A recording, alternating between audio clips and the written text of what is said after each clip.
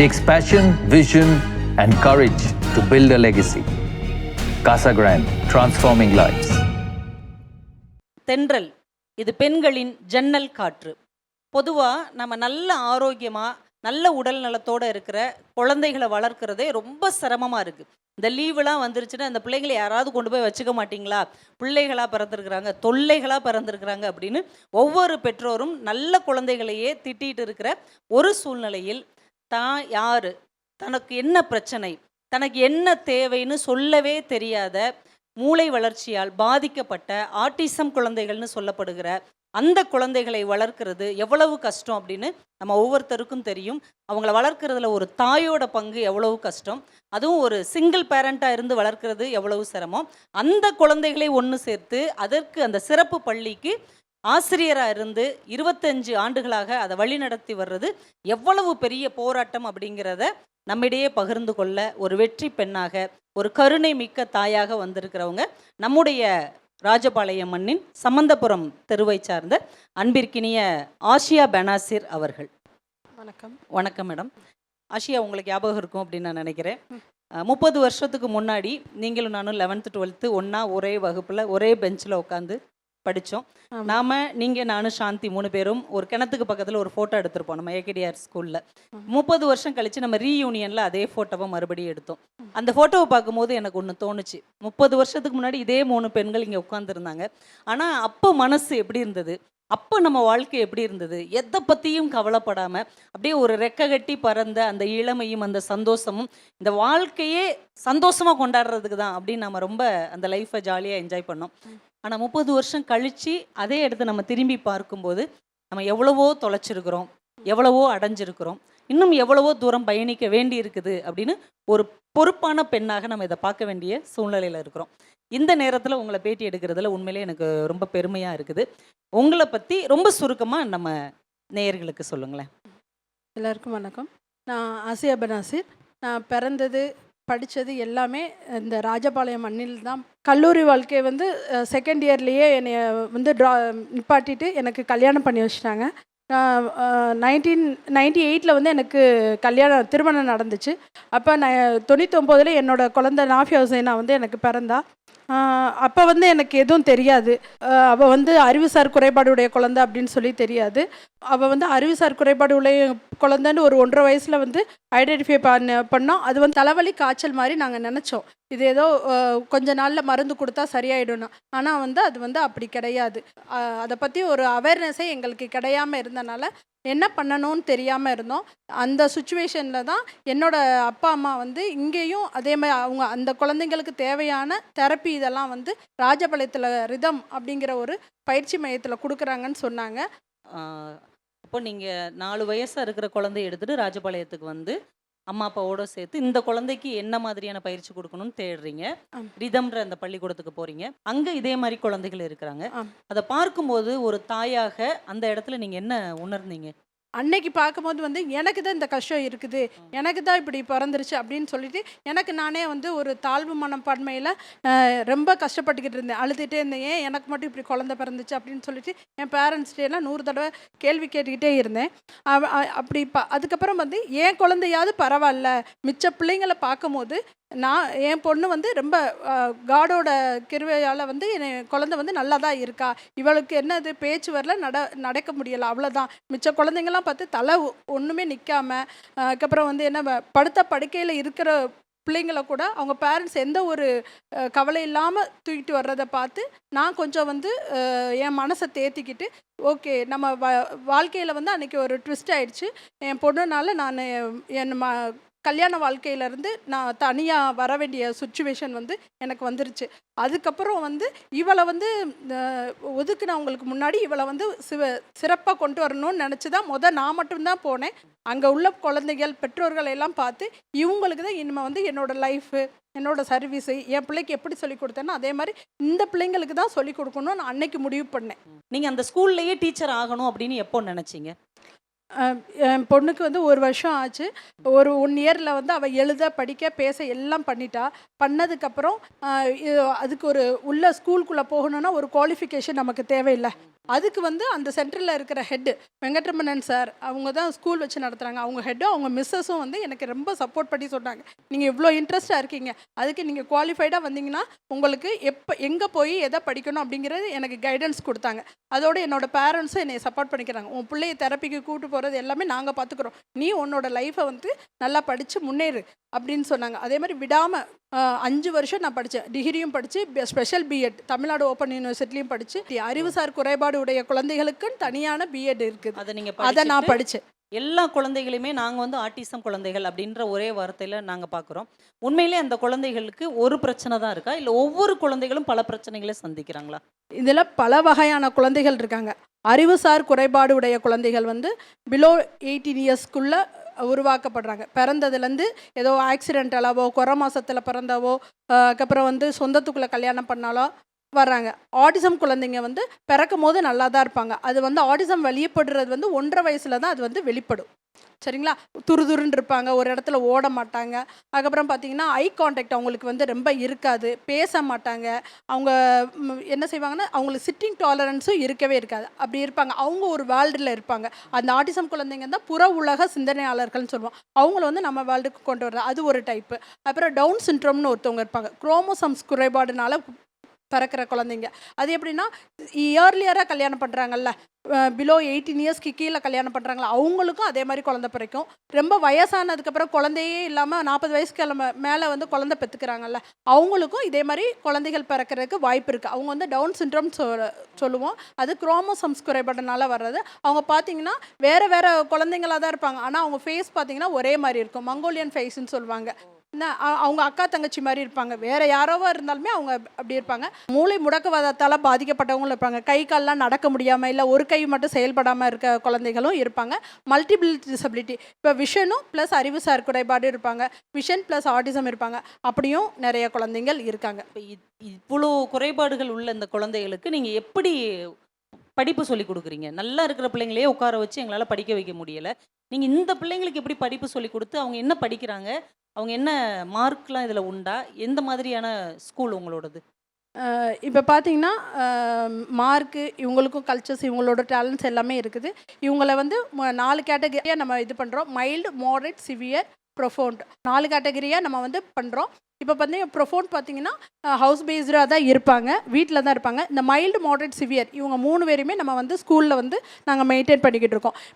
என்ன பண்ணுறோன்னா அவங்களே அவங்கள தெரியாது, அவங்களோட தேவையும் அவங்களுக்கு சொல்ல தெரியாது, அவங்களோட இயற்கை உந்துதலை அவங்களுக்கு வெளிப்படுத்த தெரியாது. எல்லா இடத்துலையுமே அவங்க வந்து என்ன பண்ணுவாங்க, பாத்ரூம் போவாங்க, யூரின் போவாங்க, மூக்கு வடிச்சிட்டு இருப்பாங்க, அப்புறம் தண்ணியை கொட்டுவாங்க, இல்லாட்டி ஏதாவது ஒன்று இரிட்டேஷனாக இருந்துச்சுன்னா ஏதாவது ஒன்று இழுக்க வைக்க அப்படி செய்வாங்க. இப்படி உள்ள பிள்ளைங்கள்லாம் தான் அறிவுசார் குறைபாடுடைய குழந்தைகள் இருப்போம். இந்த ஸ்கூலில் வந்து நாங்கள் என்ன கொடுவோம், ABCDயோ 1 2 3யோ வந்து சொல்லிக் கொடுக்க மாட்டோம். ஃபஸ்ட்டு வந்து அவனே தன்னைத்தானே பராமரிக்கிறதுக்கு தான் நாங்கள் சொல்லிக் கொடுப்போம். இந்த சமுதாயத்தோடு இணங்கி என்ன வேலை செய்யணும், அவங்கள ஒரு சின்ன இதை ரீட் பண்ண, நம்பர்ஸ் இது பண்ண, ஒரு டைம் பார்க்க அப்படிங்கிற மாதிரி சமுதாயத்தோட அந்த வயசுக்கு ஏற்ற மாதிரி உள்ள வேலைகளை செய்கிறதுக்கு நாங்கள் கற்றுக் கொடுத்துக்கிட்டு இருக்கோம். இப்போ அவங்க என்ன படிக்கிறாங்க, அந்த படிப்புக்கு எத்தனை, இப்போ 8ஆம் கிளாஸ் 9ஆம் கிளாஸ் அந்த மாதிரிலாம் அவங்க படிப்பாங்க? அப்படி கிடையாது. பர்த் டு 6 இயர்ஸ்க்கு வந்து இயர்லி இன்டர்வென்ஷன் இளம் சிறார்களுக்கான ஆரம்ப கால பயிற்சி மையம் நாங்கள் வச்சுருக்கோம். அங்கே என்ன சொல்லிக் கொடுப்போம்னா அவங்களோட ஐ கான்டாக்டை டெவலப் பண்ண, இந்த ஏடிஎல் சொல்கிறல ப்ரெஷ்ஷிங், ட்ரெஸ்ஸிங், ஈட்டிங், டாய்லெட்டிங் இதை தான் மோர் இம்பார்ட்டண்ட்டாக சொல்லுவோம். அதே மாதிரி பார்த்திங்கன்னா 7 to 16 இயர்ஸ் வரைக்கும் ஸ்பெஷல் ஸ்கூல், அதுக்கப்புறம் வந்து வொகேஷ்னல் ட்ரைனிங், அதுக்கப்புறம் வந்து ஷெல்டர்ட் ஒர்க் ஷாப், அதுக்கப்புறம் வந்து லேர்னிங் சென்டர், இப்படின்னு சொல்லி நாங்கள் வந்து பிரித்து வச்சுருக்கோம். நம்ம நார்மல் ஸ்கூல் மாதிரி 1 up 2 upன்னு இருக்காது, பட் அந்த எஜுகேஷனையும் சேர்த்து நாங்கள் வந்து சொல்லி கொடுத்துக்கிட்டு இருக்கோம். இப்படி தான் நாங்கள் வந்து அவங்களோட புரிகிற தன்மைக்கு ஏற்ற மாதிரியும் அவங்களோட வயசுக்கு ஏற்ற மாதிரியும் நாங்கள் வந்து கிளாஸ் எல்லாம் பிரித்து வச்சுருக்கோம். ஆனால் இயல்பாக நடக்கிற ஒரு விஷயத்தை அந்த குழந்தைகளுக்கு டெய்லி ஒவ்வொரு விஷயமா அவங்களுக்கு கற்றுக் கொடுக்கணும் அப்படிங்கிறத நினைக்கும் போதே எங்களுக்கு உண்மையிலே ரொம்ப மலைப்பாக இருக்குது. அதை நீங்கள் இவ்வளோ தூரம் நீங்கள் செஞ்சிட்ருக்கிறீங்க அப்படிங்கும் போது எங்களுக்கு ரொம்ப நெகிழ்ச்சியாக இருக்குது. நீங்கள் 25 வருஷம் இந்த பள்ளியில் வேலை பார்த்துருக்குறீங்க. இந்த 25 வருஷ வாழ்க்கையை திரும்பி பார்க்கும்போது நீங்கள் என்ன உணர்றீங்க ஆஷியா? நிறையா குழந்தைங்க வந்து இப்போ சுயமாக வாழ நாங்கள் கற்றுக் கொடுத்துருக்கோம். சரிங்களா, எந்த ஃபீல்டில் வந்து அவங்க நல்லா இருக்காங்கன்னு அவங்கள தேர்வு செய்து அந்த ஃபீல்டில் அவங்கள வந்து நாங்கள் ட்ரெயின் பண்ணியிருக்கோம். இப்போ மைல்டாக இருக்கிறவங்கள வந்து ஒரு 19 குழந்தைங்களை வந்து நாங்கள் 8th ESSLC எழுத வச்சுருக்கோம். நம்மலாம் படிச்சிருப்போம்ல ஸ்டேட் போர்ட் சிலபஸ், அதே கல்வியை வந்து அவங்கள எழுத வச்சுருக்கோம். 10th வந்து ஒரு 19 குழந்தைங்களை வந்து நாங்கள் இது வரைக்கும் எழுத வச்சுருக்கோம். சரிங்களா? அதே மாதிரி நம்ம கல்வி மட்டும் அல்லாமல் ஸ்போர்ட்ஸில் வந்து இவங்களோட டேலண்ட் வந்து நிறையா வந்து வெளிப்படுத்தியிருக்கோம். ஏன்னா அகாடமிக் மட்டும் இல்லாமல் கோகரிக்குலர் ஆக்டிவிட்டிஸ் ஸ்போர்ட்ஸ்லேயும் வந்து இவங்களை வந்து ஒரு வயசு வந்து தடையே கிடையாது. எவ்வளோ வயசுனாலும் இவங்க வந்து விளாடலாம். ஏன்னா இவங்களுக்கு மற்றவங்களுக்குலாம் ஒலிம்பிக்குன்னு இருக்கும், இவங்களுக்கு ஒலிம்பிக்கேவும் ஸ்பெஷல் ஒலிம்பிக் அப்படின்னு சொல்லி தான் வச்சுருக்காங்க. அதனால் இவங்களுக்கு நம்ம விளாடுறதுலேருந்து சின்ன சின்ன மாடிஃபிகேஷனோடு வச்சுருக்காங்க. அதில் வந்து எங்கள் பள்ளியிலேருந்து கிட்டத்தட்ட 40 குழந்தைங்க வந்து நேஷ்னல் லெவல் வரைக்கும் போயிருக்காங்க. ஓ சூப்பர். அதுக்கப்புறம் வந்து டிஸ்ட்ரிக்ட் லெவலில் வந்து எங்கள் குழந்தைங்க வந்து ஒரு 400 குழந்தைங்க வந்து பார்ட்டிசிபேட் பண்ணி வின் பண்ணியிருக்காங்க. ஸ்டேட் லெவலில் வந்து ஒரு 250 குழந்தைங்க வந்து பார்ட்டிசிபேட் பண்ணி நல்லா வின் பண்ணியிருக்காங்க. முதலமைச்சர் கையாலுமே எங்கள் குழந்தைங்க வந்து கேஷ் ப்ரைஸ் வாங்கியிருக்காங்க. ஆஷியா, இப்போ எவ்வளோ பேர் அங்கே படிக்கிறாங்க? இப்போ தற்போது வந்து 85 குழந்தைங்க படிச்சுக்கிட்டு இருக்காங்க.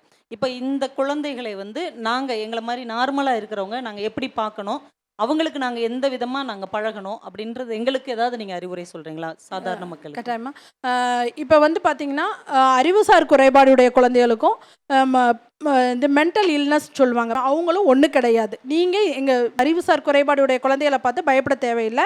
இவங்களை வந்து நீங்கள் வந்து என்ன பார்க்கலாம், ரொம்ப இறக்கத்தோடையோ இக்னோர் பண்ணியோ பார்க்க வேணாம். இவங்க வந்து ட்ரெயின் பண்ணிங்கன்னா நம்மளை மாதிரி அவங்கள வந்து வேலை செய்ய பழக்கலாம், நமக்கு ஈக்குவலாக அவங்கள வந்து பண்ணலாம். எல்லாமே பயிற்சி மூலம்தான். அவங்களுக்கு தேவையான நாங்கள் தெரப்பீஸ், பிஹேவியர் மாடிஃபிகேஷன் எல்லாமே சொல்லி கொடுத்துருவோம். சமுதாயம் வந்து அவங்கள வந்து இறக்கத்தோடு பார்க்கணுன்னு தேவையில்லை, அவங்களோட டேலண்ட்டை மட்டும் பார்த்தா போதும். நம்மளாம் அவங்கள பார்க்க பழகணும். உண்மையிலே நீங்கள் ஒரு நல்ல செய்தி சொல்லியிருக்கீங்க, அதை நாங்கள் நிச்சயமாக பின்பற்றுறோம்.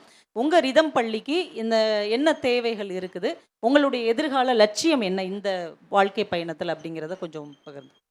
ஒவ்வொரு வருஷமும் நாங்கள் வந்து அடுத்த 3 வருஷம் என்ன செய்ய போகிறோம் அப்படிங்கிறத வந்து ஒரு லட்சியமாக எடுத்து தான் நம்ம அங்கே பண்ணிக்கிட்டு இருப்போம். இப்போ என்னென்னா நாங்கள் மெயினாக ராஜபாளையத்தை சுற்றி நிறைய கிராமங்கள் இருக்குது. கிராமப்புற குழந்தைகளுக்கு தான் நாங்கள் வந்து நகர்ப்புற குழந்தைகளுக்கு கிடைக்கிற மாதிரி உள்ள கல்வி, சிறப்பு கல்வினா occupational therapy, physiotherapy, speech therapy, behaviour modification therapy, psychological counselling எல்லாமே எப்படி நகர்ப்புறத்தில் கிடைக்குதோ அதே மாதிரி தான் கிராமப்புற பக்கம் இருக்கிற குழந்தைகளுக்கும் கிடைக்கணும்னு நாங்கள் ரொம்ப பாடுபட்டுக்கிட்டு இருக்கோம். அதுக்கு தேவையான ஹியூமன் ரிசோர்ஸஸ் வந்து கிடைக்கிறதுக்கு நாங்கள் ரொம்ப ட்ரை பண்ணிகிட்ருக்கோம். அதுக்கு வந்து நீங்கள் வந்து எங்கள் குழந்தைகளுக்கு உங்களால் முடிஞ்ச அளவு நீங்கள் ஹெல்ப் பண்ணிங்கன்னா நாங்கள் ஹியூமன் ரிசோர்ஸஸை இம்ப்ரூவ் பண்ணிக்கலாம். அதே மாதிரி நீங்கள் பார்க்கும் போது வாலண்டியர்ஸ் வந்து கூட ஸ்கூலுக்கு வந்து ஹெல்ப் பண்ணலாம். எங்களோட முழு எய்ம் வந்து என்னென்னா, இப்போ சொன்னேனே ப்ரொஃபவுண்ட் அப்படின்னு சொன்னேன்ல, அவங்களுக்கு வீடு தேடி கல்வி. நாங்கள் வந்து தெரப்பிஸ்ட்டு, ஒரு ஸ்பெஷல் எஜுகேட்டர், ஒரு டீச்சரை வச்சு அவங்களுக்கு இப்போ மாதத்தில் ஒரே ஒரு நாள் போய் நாங்கள் கொடுத்துக்கிட்டு இருக்கோம். இதை வந்து மேம்படுத்தினா நாங்கள் வந்து வீட்டில் படுத்த படுக்கையில் இருக்க குழந்தைகளுக்கு அவங்களுக்கு போய் கல்வி, அவங்களுக்கு தேவையான பயிற்சி, அவங்களுக்கு தேவையான TLM கற்றல் உபகரணங்கள்லாம் வழங்கி அவங்களோட வாழ்வையும் நாங்கள் வந்து சமுதாயத்தோடு இணங்குறதுக்கு முயற்சி பண்ணிக்கிட்டு இருக்கோம். உண்மையிலேயே ஆசியா அவர்கள் கடந்து வந்த பாதையை பார்க்கும்போது நமக்கு ரொம்ப நெகிழ்ச்சியாகவும், நிச்சயமாக இந்த இடத்துல வேற ஒரு பெண் இருந்தால் இவ்வளவு பெரிய போராட்டங்களை, தடைகளை தாண்டி வந்திருப்பாங்களா அப்படிங்கிறது ஒரு பெரிய கேள்விக்குறி. ஏன்னா தனக்கு இப்படி ஒரு குழந்தை வந்திருக்குது அப்படிங்கிற அந்த தாங்கிக்கிற மனப்பக்குவத்தை வளர்த்துக்கிட்டு இதே மாதிரி இருக்கிற எல்லா குழந்தைகளுக்கும் நாம் ஒரு தாயாக இருந்து ஆசிரியராக மாறி அவங்களுக்கு வழி நடத்தின அந்த மிகப்பெரிய பேர் உள்ளத்துக்கு எங்களுடைய கல்யாண மாலை தென்றல் தளம் சார்பாக உங்களுக்கு ரொம்ப நன்றியை நாங்கள் தெரிவிச்சுக்கிறோம். நீங்கள் நல்ல 100 ஆண்டுகள் நல்லா வாழணும் அப்படின்னு நாங்கள் வாழ்த்துறோம்.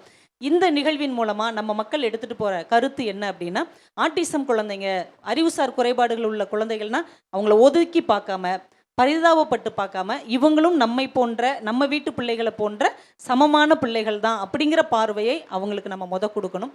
2வது, நீங்கள் பொதுவாக யாருக்காவது உதவி செய்யணும்னா என்ன உதவி செய்யணும்னு நம்ம நினச்சிட்டு இருக்கிறவங்க, நம்ம ஊரை சார்ந்தவர்கள் உங்களுடைய பிறந்த நாள், திருமண நாள் விழாவை அவங்க பள்ளியில் உள்ள மாணவர்களோட சாப்பாடு கொடுத்து கொண்டாடுனீங்க அப்படின்னா அந்த குழந்தைகளுக்கு ரொம்ப சந்தோஷமாக இருக்கும். நம்ம தனித்து விடப்படலை, இவ்வளோ ஜனங்க நமக்கு இருக்கிறாங்க அப்படிங்கிற ஒரு நம்பிக்கையை அவங்கள அப்படி தொட்டு கை கொடுத்து அவங்க தலையை வருடி நாங்கள் உங்களுக்கு இருக்கிறோம் அப்படிங்கிற நம்பிக்கையை நம்ம மக்கள் அவங்களுக்கு கொடுக்கலாம். 3வது, உலகம் முழுக்க இருக்கிற தமிழர்கள் உங்ககிட்ட இருக்கிற பணத்தை ஏதாவது நல்ல வழியில் கொடுக்கணும், இறைவன் நமக்கு நிறைய கொடுத்துருக்குறான், அதை நாம் திருப்பி இறைவனுக்கே கொடுக்கணும் அப்படின்னு நீங்கள் நினச்சிங்க அப்படின்னா இந்த ரிதம் அமைப்பு மாதிரியான ஒரு நல்ல அமைப்புகளுக்கு நம்ம உதவி செய்யலாம். இன்னொரு முக்கியமான விஷயம் என்ன அப்படின்னா, இன்றைக்கி நிறைய இளைஞர்கள் பொழுதை போக்குறதுக்கு என்ன செய்யணும்னு தெரியாமல் இந்த மொபைல் நோண்டிக்கிட்டு இருக்கிறாங்க. உங்களுடைய ஒரு சிறிய நேரத்தை இந்த மாதிரி ரிதம் ஸ்கூலில் உள்ள குழந்தைகளுக்கு அவங்களுக்கு ஒரு சேவை செய்வதன் மூலமாக வாரத்தில் ஒரு நாள் 1 மணி நேரமோ இல்லை உங்களுக்கு நேரம் கிடைக்கும் போதோ அந்த குழந்தைகளுக்கு உங்களாலான பணிவிடைகளை செய்து இறைவன் இந்த மண்ணில் நம்மை படைத்ததற்கான ஒரு காரணத்தை நாம் எல்லாரும் சேர்ந்து நிறைவேற்றணும் அப்படிங்கிறத இந்த நிகழ்வு மூலமாக நாங்கள் தெரிவிச்சுக்கிறோம். இந்த வாய்ப்பை அளித்த கல்யாணமாலை மீரா மேடம் அவர்களுக்கும், என்னை பேட்டி எடுத்த என் பள்ளி தோழி கவிதா ஜவஹர் அவர்களுக்கும், என்னை இந்த இடத்திற்கு கொண்டு வந்து சேர்த்த எனது பள்ளி முதல்வர் மற்றும் எனது மாணவ செல்வங்களுக்கும் எனது மனமார்ந்த நன்றியை தெரிவித்துக் கொள்கிறேன். மிக்க நன்றி.